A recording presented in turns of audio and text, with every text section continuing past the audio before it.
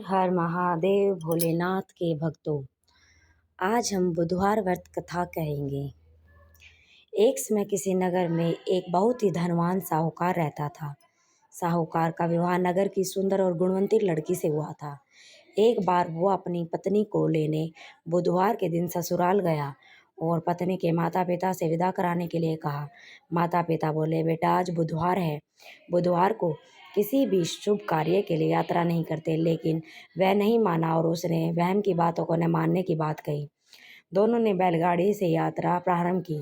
2 कोस की यात्रा के बाद उसकी गाड़ी का एक पहिया टूट गया। वहां से दोनों ने पैदल ही यात्रा शुरू की।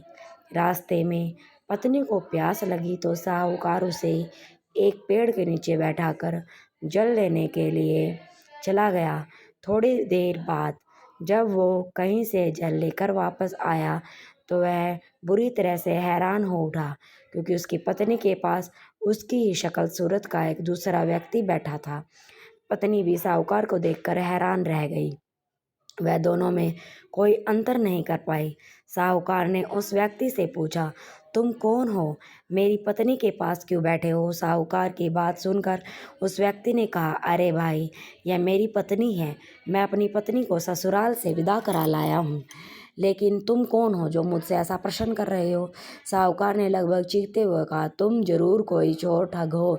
यह मेरी पत्नी है। मैं इसे पेड़ के नीचे बैठा कर जल लेने गया था। इस पर उस व्यक्ति ने कहा, अरे भाई, झूठ तो तुम बोल रहे हो। पत्नी को प्यास लगने पर जल लेने तो मैं गया था। मैं तो जल लाकर अपनी पत्नी को पिला भी दिया। अब तुम चुपचाप यहाँ से चलते बनो, नहीं तो किसी सिपाही को बुलाकर तुम्हें पकड़वा दूंगा। दोनों एक दूसरे से लड़ने लगे। उन्हें लड़ते देख बहुत से लोग वहाँ एकत्रित हो गए।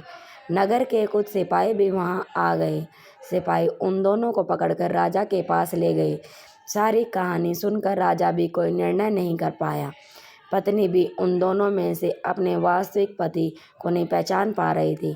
राजा ने उन दोनों को कारागार में डाल देने को कहा। राजा के फैसले को सुनकर असली साहूकार भयभीत हो उठा।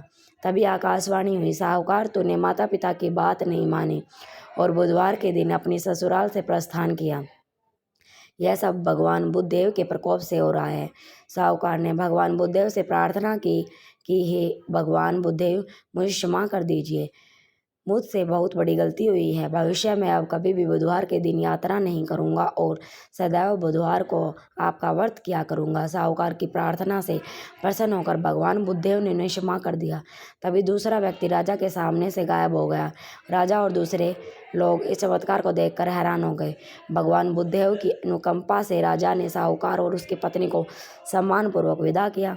कुछ दूर चलने पर रास्ते में उन्हें बैलगाड़ी मिल गई। बैलगाड़ी का टूटा हुआ पहिया भी जुड़ा हुआ था। दोनों उसमें बैठकर नगर की ओर चल दिए। साहूकार और उसकी पत्नी दोनों बुधवार का व्रत करते हुए आनंदपूर्वक जीवन यापन करने लगे। भगवान बुद्धदेव की अनुकंपा से उनके घर में धन संपत्ति की वर्षा होने लगी। जल्द ही उनके जीवन में खुशियाँ भी भर आई। बुधवार का व्रत करने से स्त्री पुरुष के जीवन में सभी मंगल कामनाएं पूरी होती हैं। हर हर महादेव। वीडियो अच्छी लगे तो चैनल को लाइक, शेयर और सब्सक्राइब जरूर करना।